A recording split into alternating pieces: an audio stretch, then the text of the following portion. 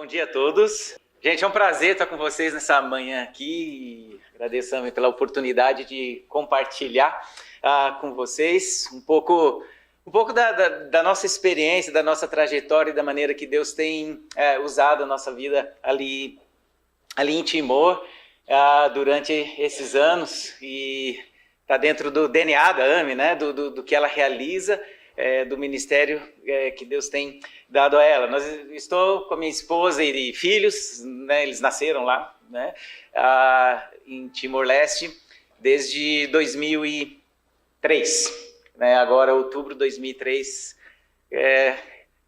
em outubro que nós celebramos assim a nossa chegada, né, em Timor. A gente foi para a Indonésia primeiro e passamos uns 2 meses lá, e aí seguimos para o Timor, que estava ainda num tempo de pós-conflito, né? Mas nesse tempo, né, não está 20 anos no pós-conflito. Passou por algumas instabilidades, mas o momento do país agora já é outro, né, em termos de desenvolvimento.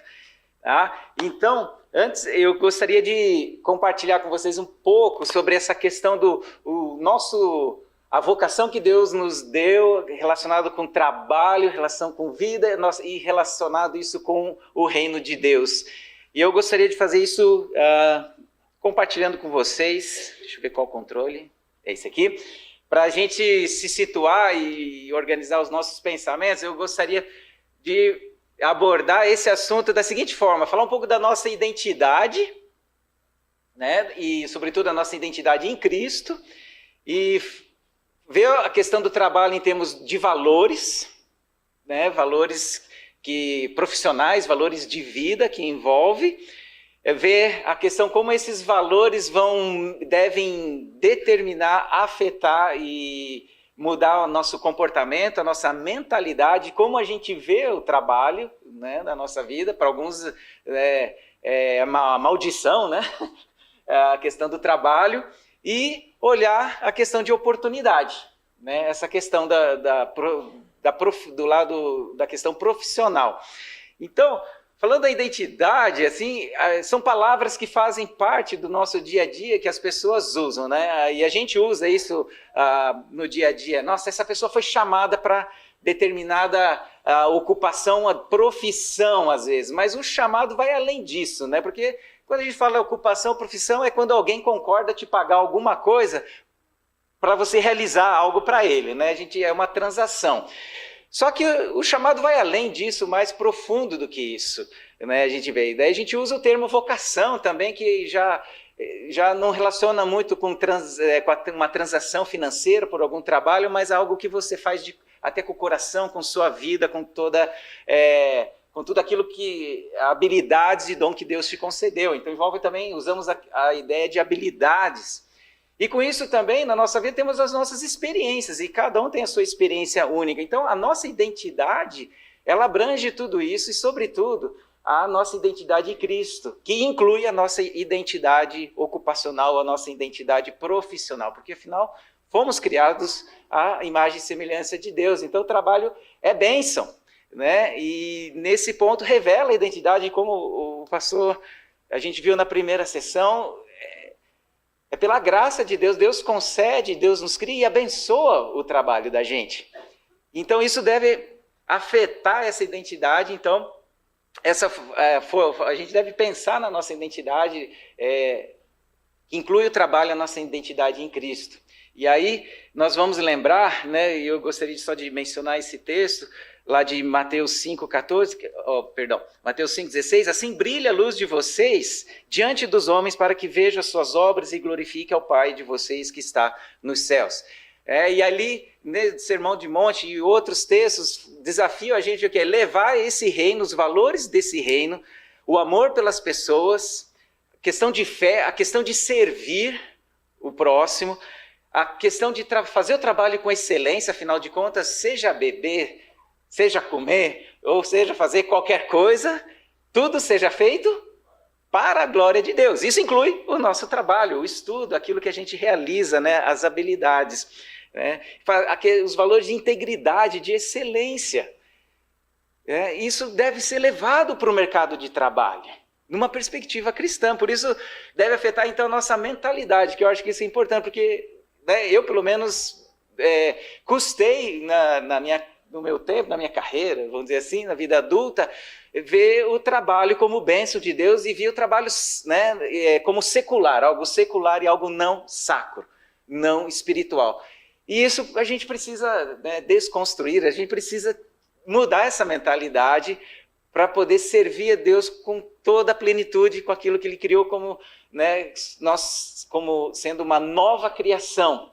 Né? Efésios 2,10 fala que nós somos feituras deles, criados em Cristo Jesus para as boas obras, as quais Ele preparou de antemão para que a gente vivesse essas obras. Temos que viver um andar digno do chamado dele de servir. Então, a vocação é sacra porque Deus nos criou à imagem e semelhança dele.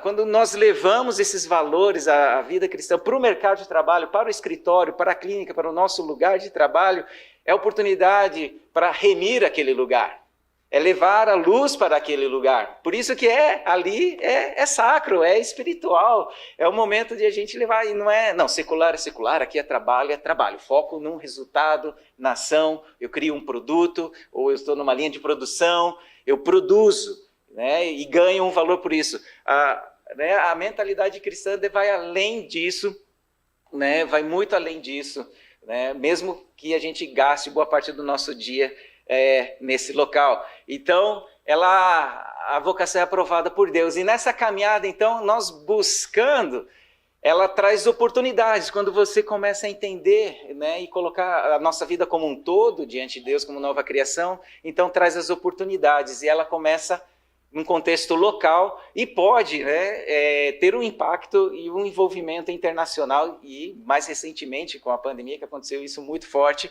um impacto remoto, à distância. Né?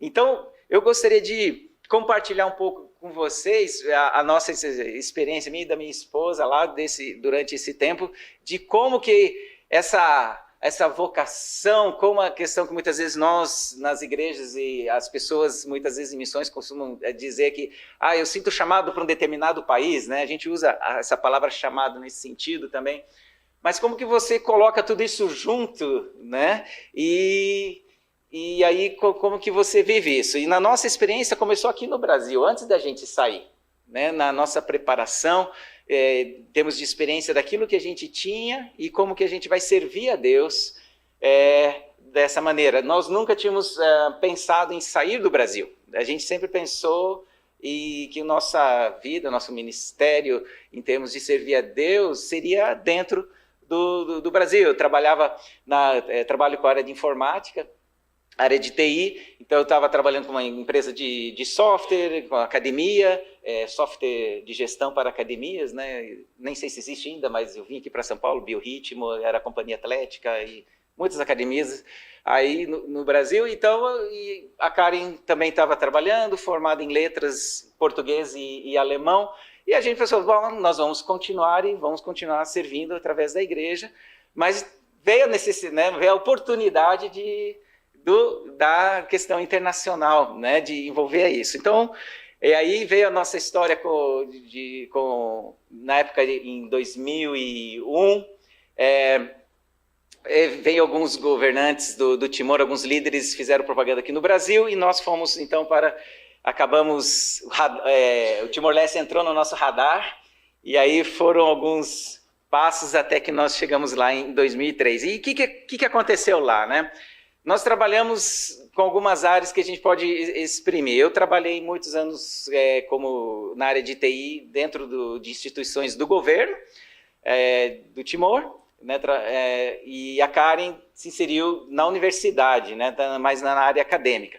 E desse período que a gente está no Timor, a gente começou também um programa de trabalhar com bolsistas, que a gente não podia ter um programa dentro da universidade, mas a gente podia trazer os estudantes para a nossa casa. Então, aqui são os 4 que estão atualmente, né? Mas a gente já passaram pela gente uns 25 jovens que a gente tem um programa de bolsa, eles estudam e tem um discipulado com a gente. E ali é a oportunidade, né, de a gente trabalhar com a vida deles.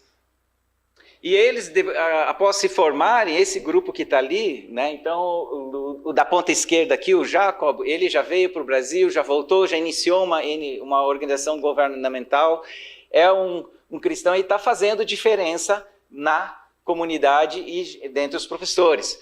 O terceiro da esquerda para a direita e o quinto também foram ex-bolsistas, hoje eles são professores numa região remota, em Liquidói, e onde não havia um professor cristão.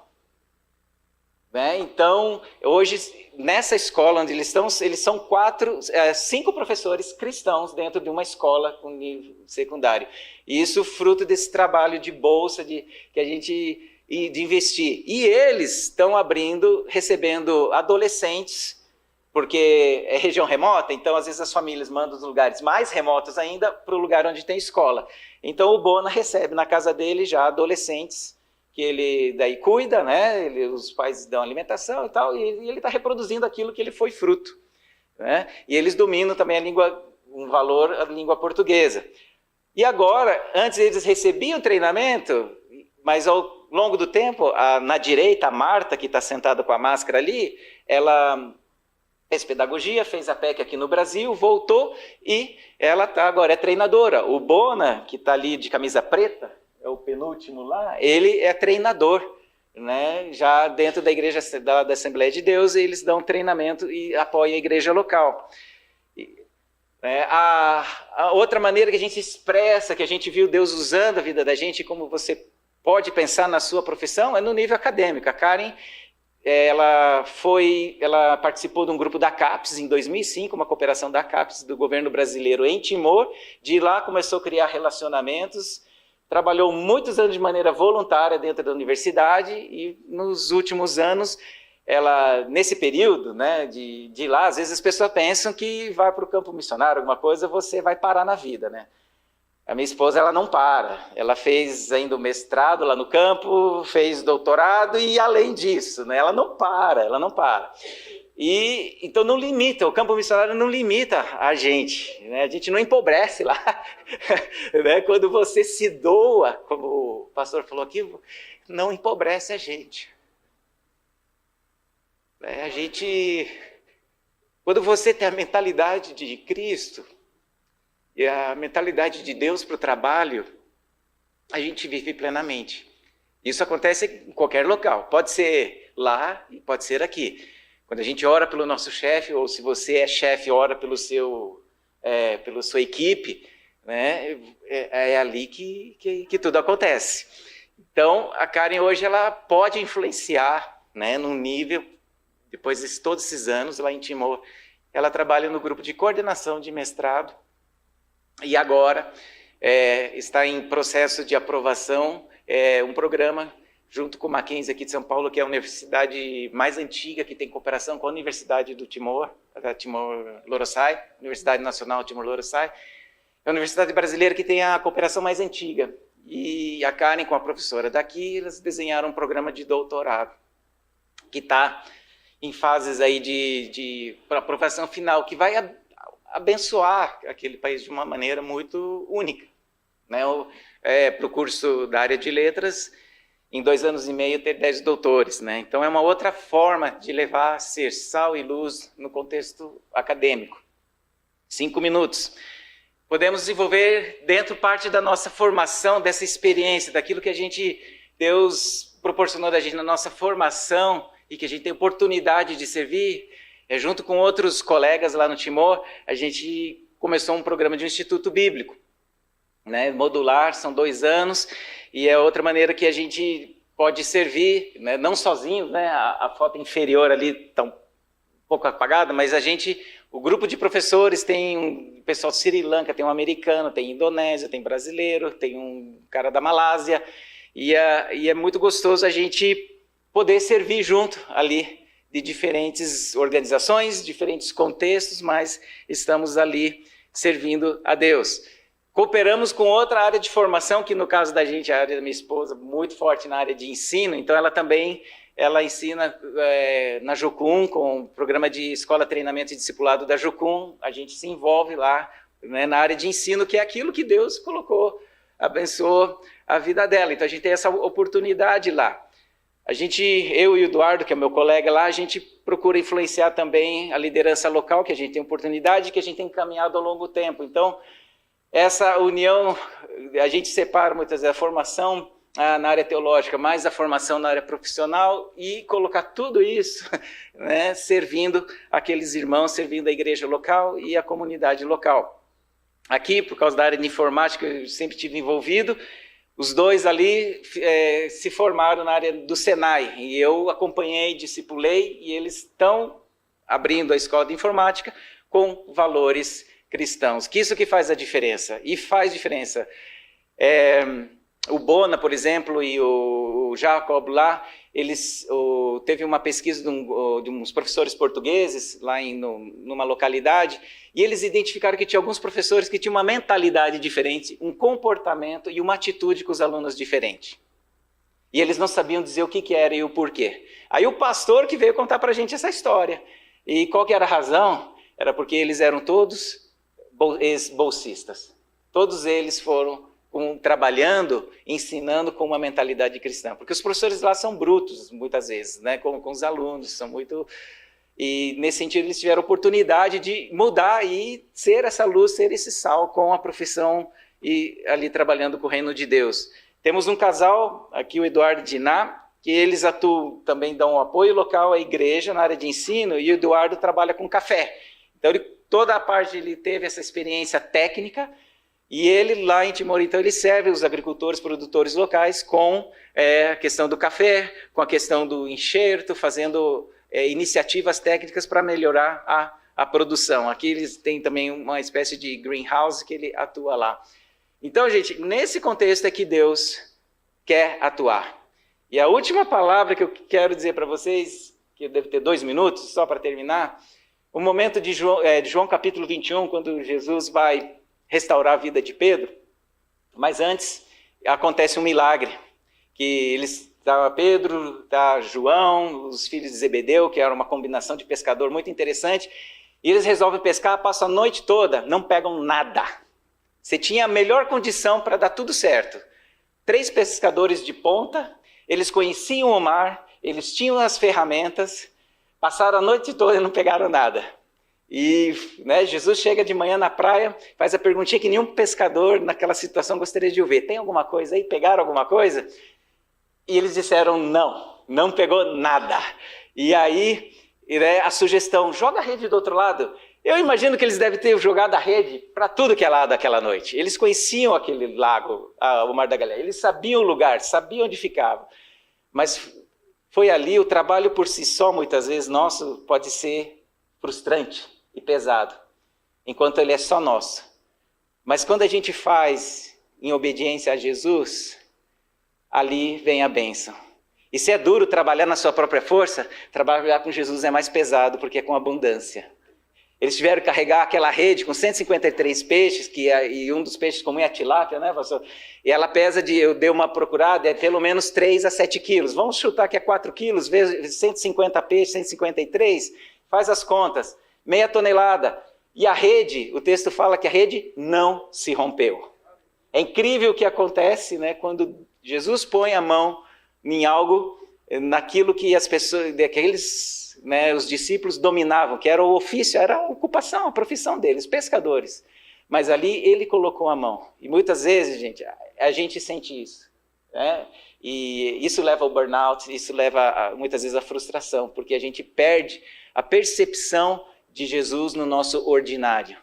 E João ali, naquele momento, quando a rede balançou e pegou, ele falou, o quê? É o Senhor!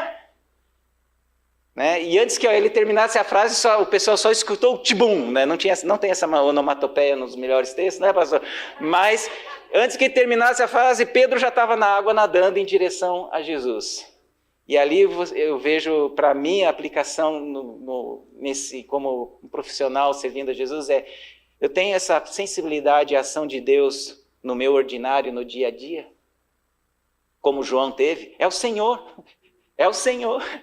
E a segunda é a simplicidade de Pedro, que em meio àquela situação que ele estava vivendo, de ter negado a Jesus, ele não correu de Jesus, para longe de Jesus. Ele correu em direção a Jesus.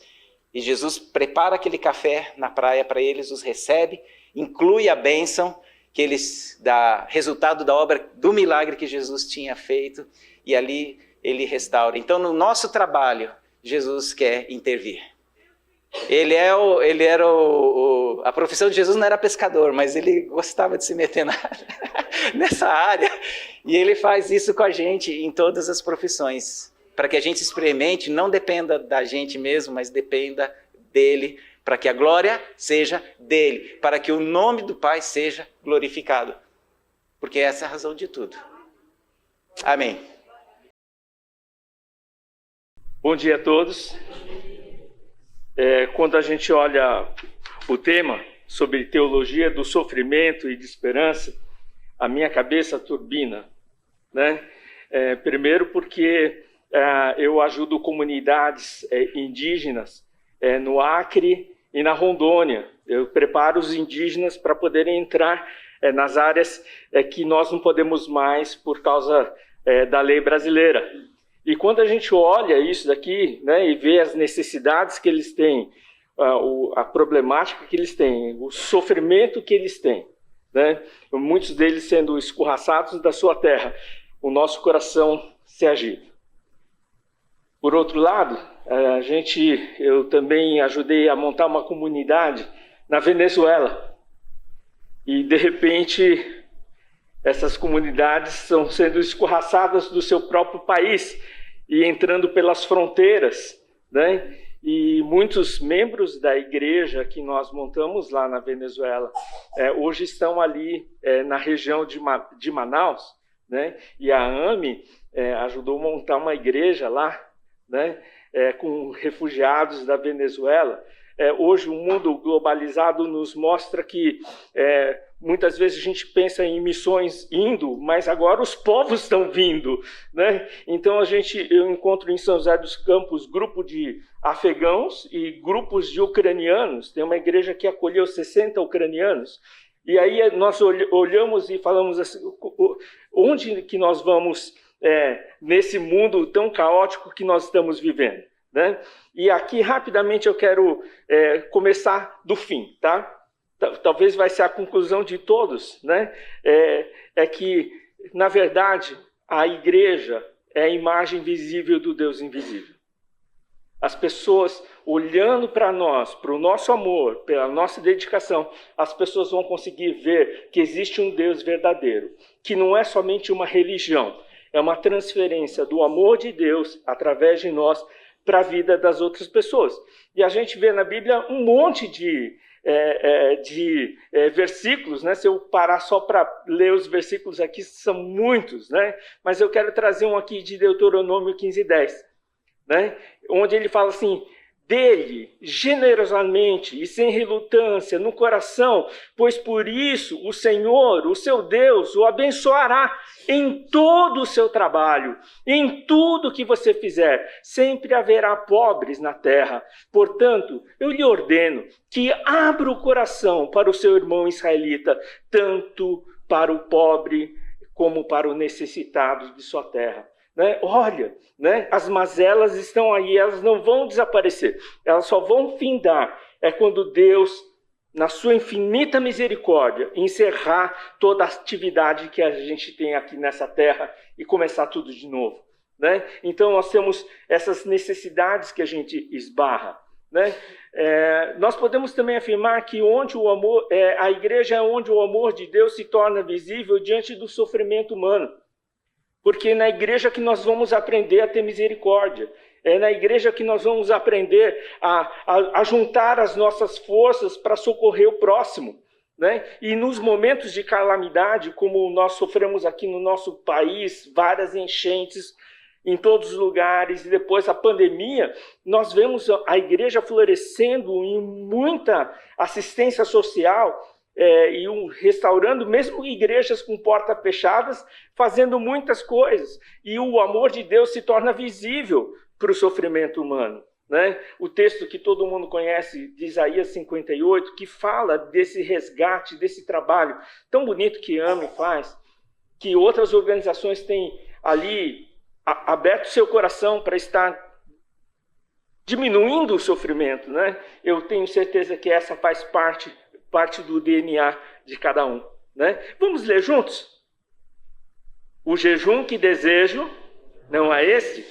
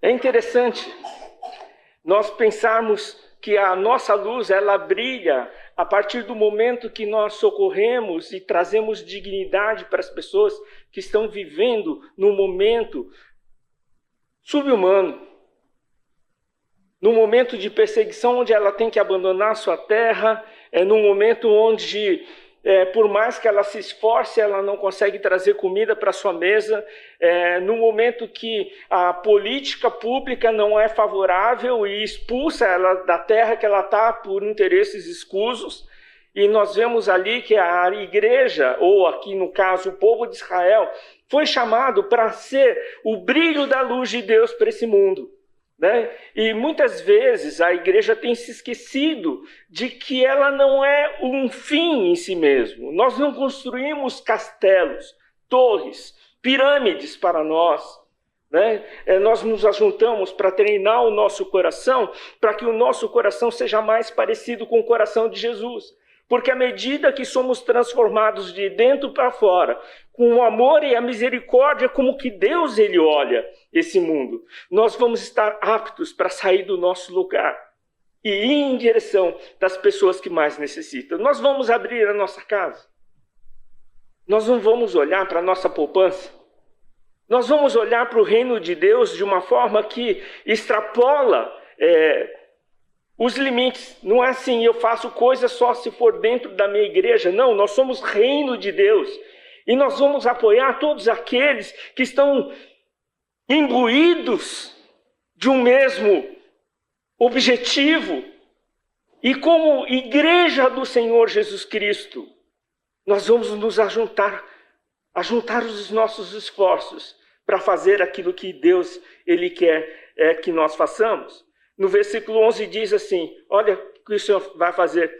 O Senhor o guiará constantemente. Satisfará os seus desejos numa terra ressequida pelo sol e fortalecerá os seus ossos. Você será como um jardim bem regado, uma fonte cujas águas não faltam. Essa é a genialidade da generosidade. É quando nós estamos dispostos a ser generosos como Deus é. E nós colocamos o nosso coração em favor daqueles que necessitam, Deus nos guia. Deus satisfaz os desejos, mesmo que a gente esteja numa terra ressequida. Você fala assim, olha, Senhor, eu estou vendo tanto, mas eu não tenho nada. Mas aquele seu esforço, Deus vai guiar e Deus vai te abençoar. E vai fazer com que essa terra que todo mundo fala que não dá nada, se torne uma fonte cujas águas nunca faltam. Né? Eu não conheço ninguém que abriu o seu coração em generosidade, que ficou desamparado. Né? E por último, né, ele diz assim, na igreja onde a fé no sacrifício vicário e na ressurreição de Cristo transformam as vidas dos que creem, e estes, por sua vez, manifestam de maneira concreta em ações que geram a esperança para a superação das mazelas da vida. é por causa do sacrifício de Jesus, que transforma a gente de dentro para fora, que a gente pode ter ações para ajudar pessoas a superar todas essas mazelas que o pecado, infelizmente, infecta todos os sistemas, todos os governos, né? E infecta principalmente o ser humano, né? Que trata o outro sem dignidade. Nós, como igreja, estamos ali para manifestar a presença de Deus nesse mundo caótico. E lá em Atos, quando Paulo ele está fazendo o final da sua terceira viagem, ele passa o bastão para os líderes de Éfeso, ele diz assim: cuidem de vocês mesmos e de todo o rebanho sobre o qual o Espírito Santo os colocou como bispos para pastorearem a igreja de Deus, que ele comprou com seu próprio sangue, né? E ele continua dizendo assim: em tudo tenho mostrado a vocês que é trabalhando assim que podemos ajudar os necessitados. Lembrem-se da palavra do Senhor Jesus. É mais feliz quem dá do que quem recebe. Essa é uma verdade tremenda, né? Que nós podemos colocar no nosso coração, porque você pode ver, toda vez que o Espírito Santo toca no seu coração e você age em favor de alguém, vem uma alegria indescritível no seu coração, né? E eu quero dizer para você que Deus, Ele está recebendo a glória através das suas ações. Eu lembro que a minha agenda de caminhada bíblica, né, que é o ministério que eu sou presidente aqui no Brasil, né, eu tinha me comprometido com os indígenas ali da área de Rondônia e do Acre, que eu ia ajudá-los. Porque eu olhei assim e falei assim: nossa, a minha agenda está cheia. Eu tenho eventos meio de semana, sábado, durante o ano inteiro. Minha agenda está lotada como nunca ficou. Aí nós começamos em novembro a ouvir que tinha uma doença que começou a se espalhar aí. Em dezembro estava todo mundo assustado. Em janeiro houve um cancelamento geral das agendas de 2020. E eu falei: Deus, mas eu comprometi com os povos indígenas, muitos deles não têm alimento, o que eu vou fazer? Não, né? Eu estou pensando aqui que eu consigo trabalhar, na força do meu trabalho eu consigo levantar coisas. E aí a minha filha fica doente, e ela é hospitalizada. Os médicos não descobrem a doença dela, é uma doença neuropática, ela não consegue ficar em pé. E eu falo: bom, Deus, acho que entendi, o Senhor me tirou a agenda para eu cuidar da minha filha, mas e os indígenas? Eu estou cuidando da minha filha aqui, mas eu estou vendo ali o sofrimento dos indígenas, eu estou vendo o sofrimento em casa, mas o sofrimento ali é de fome, como é que eu vou fazer? E eu quero dar um testemunho aqui, amados. A disposição do nosso coração em servir abre as portas de Deus e as portas do céu ao seu favor.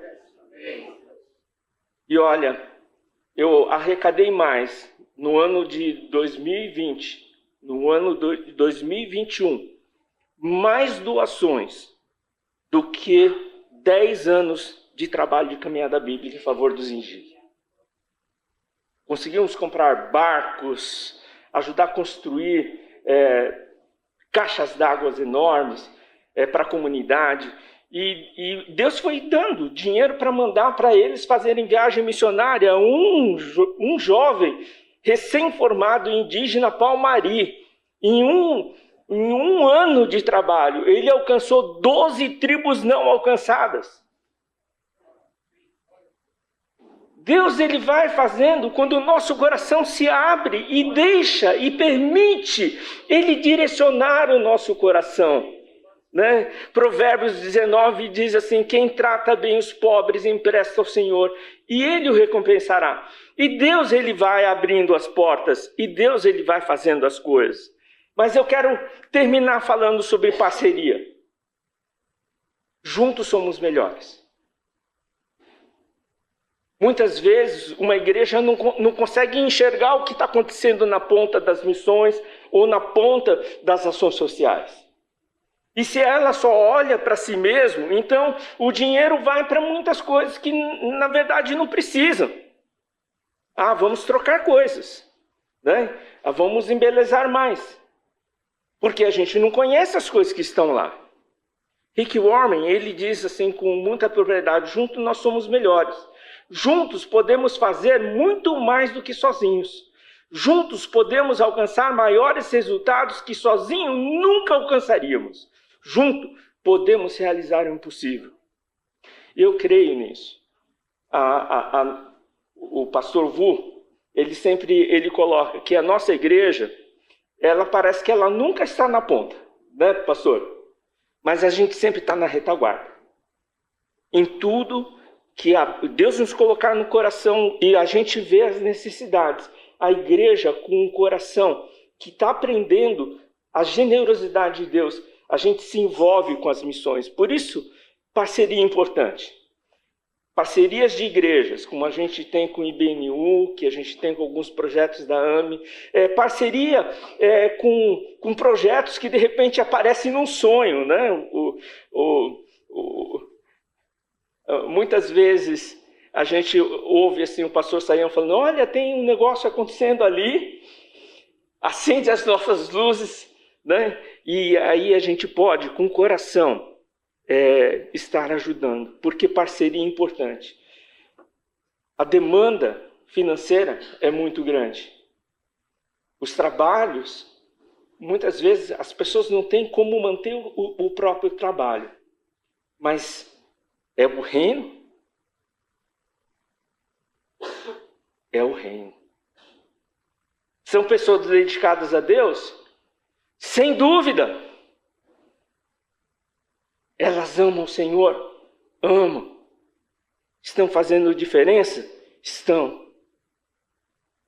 Então eles são nossos parceiros. Nós vamos dar de nós e daquilo que temos. Vamos encerrar falando uma frase do Walt Disney, que não tem nada a ver com a Bíblia. A maneira de começar é parar de falar e começar a fazer. Que Deus nos abençoe na nossa jornada. Vamos orar? Senhor nosso Deus, põe a tua boa mão sobre nós, que a gente possa compreender que juntos nós somos melhores. Juntos nós podemos alcançar esse mundo de maneira que eles vejam a tua presença visível através do corpo vivo de Cristo. Abençoa os meus irmãos que estão aqui.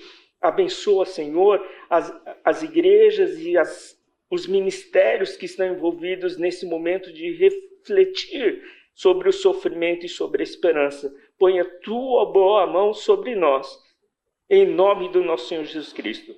Amém. Boa tarde, queridos irmãos e irmãs. Obrigado pelos 3 boa tardes aí. Boa tarde. Espero que vocês não estejam cansados, nem desanimados, porque de fato o dia tem sido extremamente abençoador. Meu nome é Jefferson, sou pastor da Primeira Igreja Presbiteriana em Juiz de Fora, Minas Gerais. E o que uma igreja lá do interior de Minas tem para contribuir aqui na grande capital, diante de tantos testemunhos grandiosos que a gente tem ouvido e visto aqui. E o que eu desejo nesse tempo que a gente tem é, ao mesmo tempo, trabalhar uma questão bíblica com você, quanto oferecer o nosso testemunho daquilo que o Senhor tem nos dado a graça de participar também desse ministério, junto com tanta gente bacana, com tanta gente que nos traz inspiração, alegria, e o desejo, o desafio de contribuir também para essa questão no reino de Deus.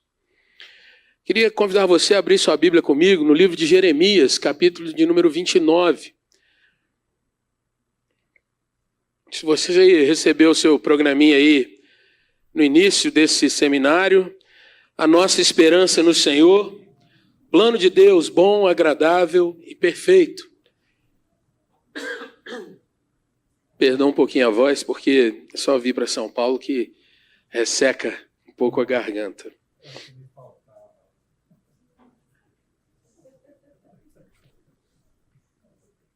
Jeremias 29, eu quero ler com você a partir do verso 1. A leitura é um pouquinho longa, mas creio que a meditação será bem mais breve do que o próprio texto em si. São essas as palavras da carta de que Jeremias, o profeta, enviou de Jerusalém ao resto dos anciãos do cativeiro, como também aos sacerdotes, aos profetas e a todo o povo que Nabucodonosor havia deportado de Jerusalém para a Babilônia. Depois que saíram de Jerusalém o rei Jeconias, a rainha-mãe, os oficiais, os príncipes de Judá e Jerusalém, os carpinteiros e ferreiros.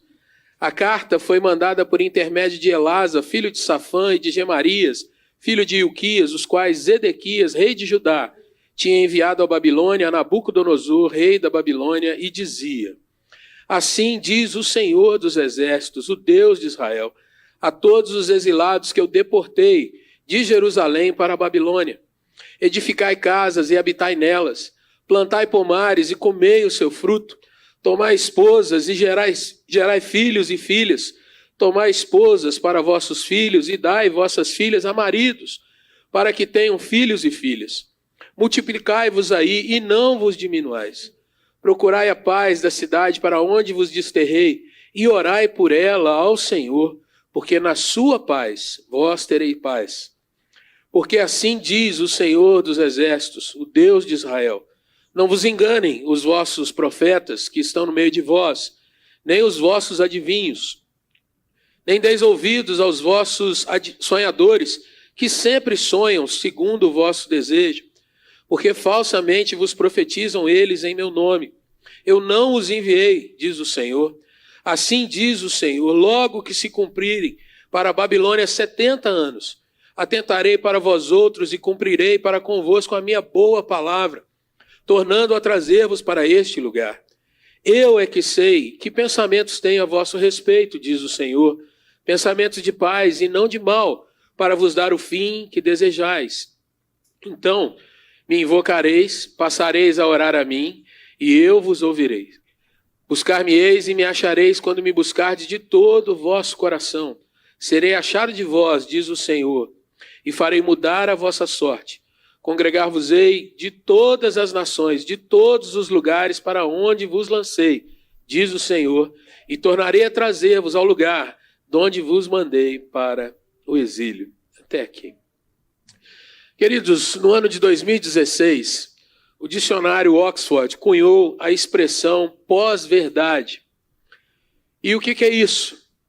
É uma expressão que denota o que ficou mais destacado na comunicação, nos relacionamentos, nas vivências do povo, no caso aqui, essencialmente britânico, por conta daquela onda do Brexit. Essa expressão ficou cunhada e ela tem o sentido de trazer para as pessoas que elas estão mais interessadas nos seus sentimentos do que na verdade em si, na objetividade dos fatos que vão sendo deixados para aquilo que o seu coração aponta, para aquilo que é o seu querer, o seu gosto, o seu desejo, a sua subjetividade. E mesmo que isso lhes faça abandonar o que é real, o que é concreto, aquilo que de fato vai lhes levar a um objetivo pautável, as pessoas preferem às vezes o que está no seu sentimento, aquilo que está no seu coração, ou aquilo que lhe arrepia, aquilo que lhe emociona, aquilo que traz mais o sentido lúdico do que de fato a realidade em si. O que nós estamos vendo nesse texto de Jeremias é muito parecido com isso, porque se você observar o capítulo anterior, capítulo de número 28, um profeta e um falso profeta, podemos dizer bem tranquilamente sobre isso, porque é o que o texto nos mostra, havia dado para aquele povo em que o Senhor já havia profetizado que passariam por muitos anos de luta, de dificuldade, seriam exilados na Babilônia, mas um falso profeta disse para eles: olha, não é assim. O Senhor já me mostrou, logo vocês vão estar em casa. Tudo vai voltar às boas. E o Senhor então levanta Jeremias, e esse é o contexto maior desse tempo que nós estamos lendo aqui no texto. Levanta Jeremias naquele momento para confrontar aquele falso profeta e dizer: olha, você tem colocado coisas para o povo que não são a realidade. E aquele falso profeta, então, num debate e numa disputa com Jeremias, ele obtém do profeta, em primeiro momento, o silêncio, depois Deus manda Jeremias de novo falar com ele, e dizer para ele, olha, nesse tempo que você profetizou vitória, o Senhor vai tratar contigo. E a realidade é que aquele homem morre menos de um ano depois por conta da falsa profecia que ele havia entregue. Jeremias, então, irmãos, manda esta carta que nós lemos aqui para o povo de Jerusalém, para o povo de Israel, para mostrar para aquele povo, olha, se vocês querem entender de fato qual é o plano de Deus, se vocês querem saber qual é a vontade do Senhor e como vocês devem caminhar nesse tempo que vocês estão vivenciando, aprendam que Deus não tem um final de mal para nós, mas Deus tem os seus caminhos, os seus propósitos e as suas questões para tratarem com vocês que viraram as costas para o Senhor. Irmãos, isso não é diferente do contexto que nós olhamos hoje para esse mundo e vemos pessoas que, na sua grande maioria, deram as costas para o Senhor.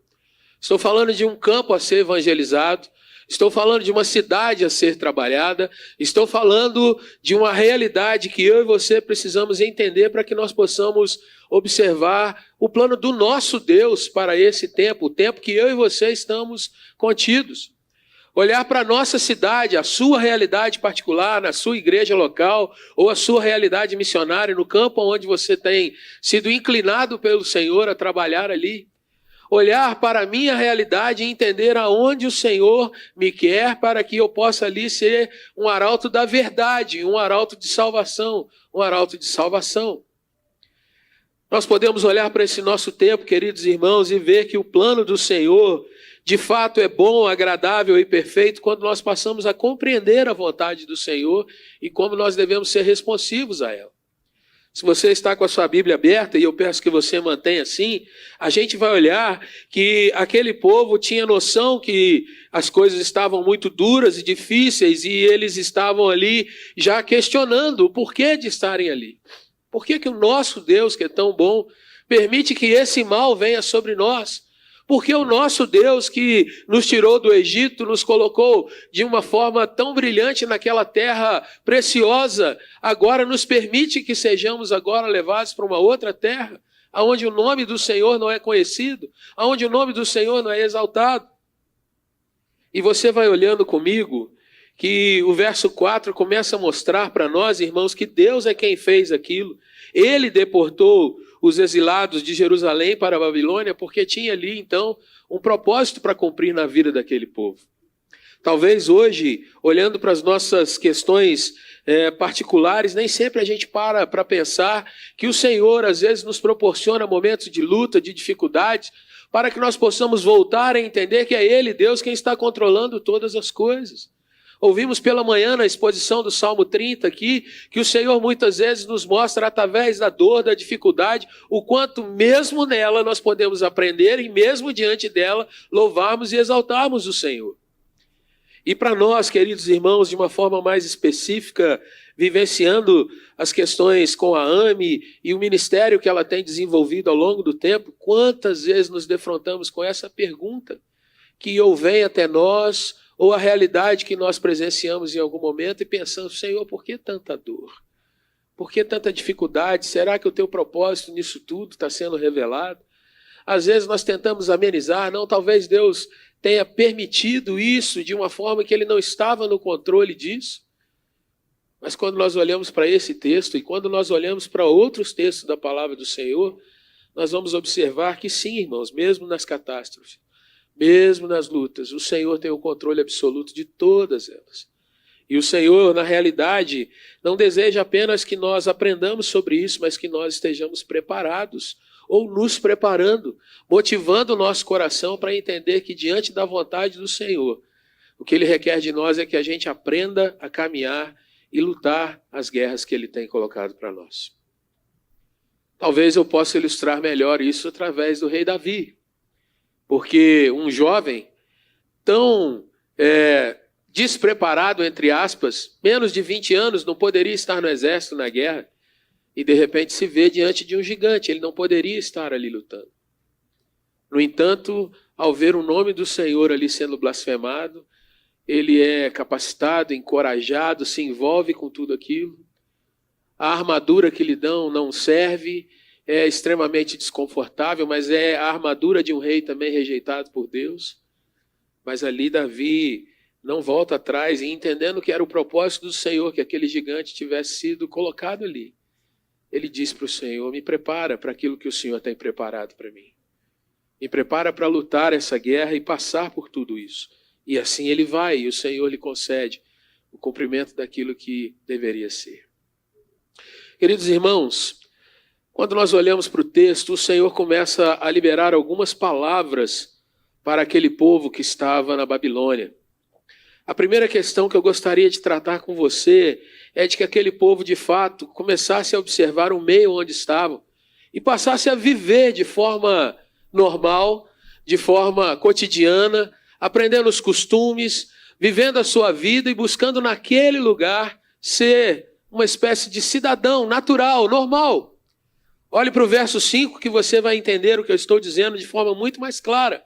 O Senhor diz para aquele povo: vocês estão aí na Babilônia, edifiquem casas nesse lugar, habitem nessas casas, plantai pomares, e veja, não são hortaliças, não são coisas que se colhem em pouco tempo, mas um pomar é algo duradouro, para longo. É muito tempo que vocês passarão nessa questão. Colhei, comei o fruto desses pomares. Mais ainda, verso 6, esposos, tomai, façam família nesse lugar. Multiplicai-vos aí, não diminuais. Irmãos, nós vivemos uma época em que a igreja, por conta talvez de um receio, por conta de não olhar o que o Senhor tem feito, a igreja muitas vezes tem sobrevivido em guetos e não procura viver ou falar ou estar no lugar onde está representando verdadeiramente o reino de Deus. O ano passado, na minha cidade, nesse mês de agosto, o secretário de Cultura vai para as câmaras de TV e a emissora local, então, mostrando aquela entrevista, traz um homem dizendo para assim: olha, o nosso sonho para essa nossa cidade é que ela venha a ser a capital LGBTQ do nosso país. E para quem conhece um pouquinho de Juiz de Fora, sabe que ali há um movimento muito grande nesse sentido. E para quem passeava na principal praça da cidade, haviam totens colocados por toda a praça. E ali havia descrição: qual é o tipo de relacionamento, homem com homem, mulher com mulher, o que é cis, trans, o que é isso, aquilo, outro, e a população, então, sendo exposta àquilo ali.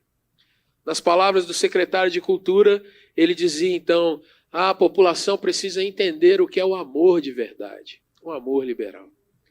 Nós reunimos nosso conselho, nossa liderança de igreja, mostramos essa questão e falamos: o que nós vamos fazer? Qual é o nosso papel? O que eu, como igreja, vou responder a isso? Nós vamos para a luta? Nós vamos fazer uma bandeira, uma marcha, algo nesse sentido? E, irmãos, nós então nos debruçamos, oramos e colocamos como meta para esse ano. Se a questão então é falar o que é o amor, vamos mostrar biblicamente o que é o amor. E durante os primeiros meses desse ano, na Escola Bíblica Dominical, nós estudamos o amor como um tema a ser trabalhado, cosmovisão cristã, e como nós podemos demonstrar o amor, entre outras questões, na pregação do Evangelho, na vida missionária, o amor verdadeiro, não aquele que nós apenas levamos, mas que em primeiro lugar nós recebemos do Senhor nosso Deus. Como a igreja aqui em São Paulo responde à realidade da sua cidade.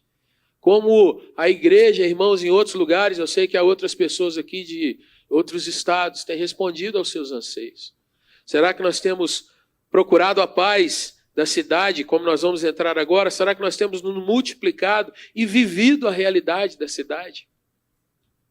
Procurar a paz, querido irmãos, é o próximo tópico dessa palavra. E não significa, irmãos, nós apenas passarmos esquecidos pela cidade. Mas, de fato, abrir os nossos olhos e movimentar a nossa vida em oração, em busca do bem, em nos envolvermos em situações que possam promover o bem comum e o bem específico da que as pessoas ouçam a palavra do Evangelho. Procurai a paz para a cidade onde vos desterrei. Orai por ela ao Senhor, porque na sua paz vocês também terão paz. Deus é um Deus que nos guarda disso.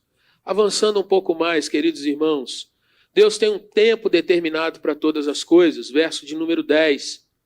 Deus tem um tempo que vai mostrando que ao se cumprir tudo aquilo que Ele deseja, Ele vai nos colocar de volta com o seu coração, com a sua bênção, com as suas mãos estendidas para a nossa caminhada. Quantas vezes, irmãos, nós cogitamos nas palavras de que alguém nos falou, uma palavra doce, uma palavra alegre, entendendo, sim, essa é a vontade. Mas olha o que o verso de número 11 traz para nós. No meio das dificuldades e as lutas, o Senhor nos diz assim, olha, eu é quem sei de fato o que eu tenho para a caminhada de cada um de vocês. Eu é que sei quais os objetivos e os caminhos e as coisas que eu tenho preparado para vocês.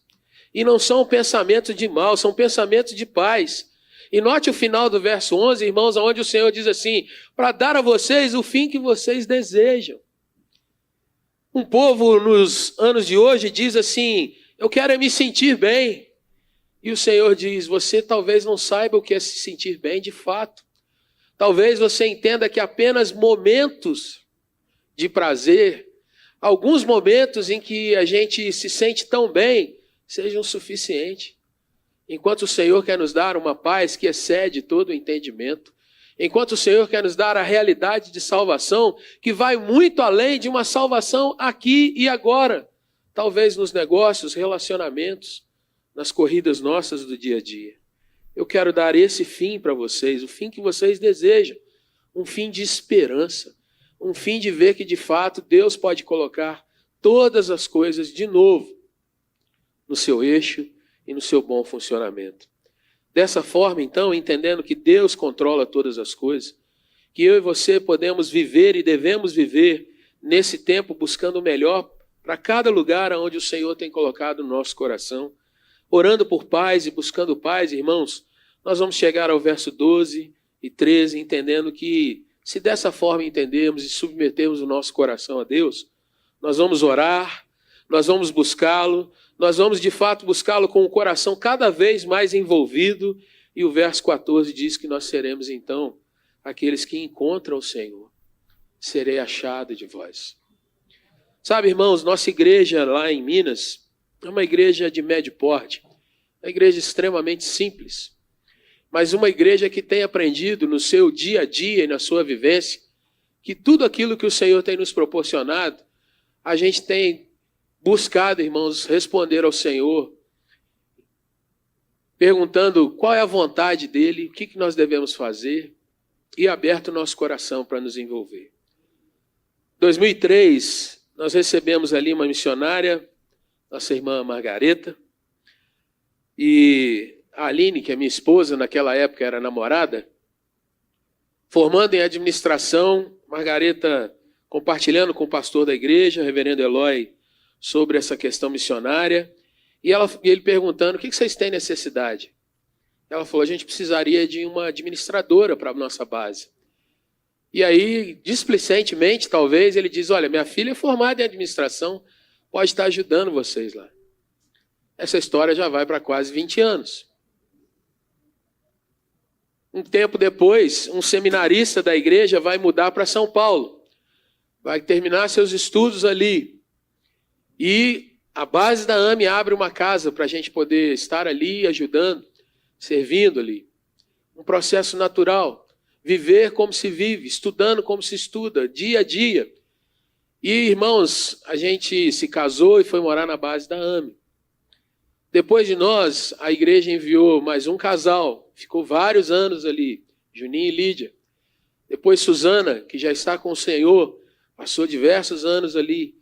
E cada um, por um motivo, por uma questão, o Senhor foi colocando junto com a missão para estar se envolvendo, para estar servindo, para estar apoiando projetos. Graças ao Senhor, nossa igreja hoje tem 18 famílias de missionários ligados a ela.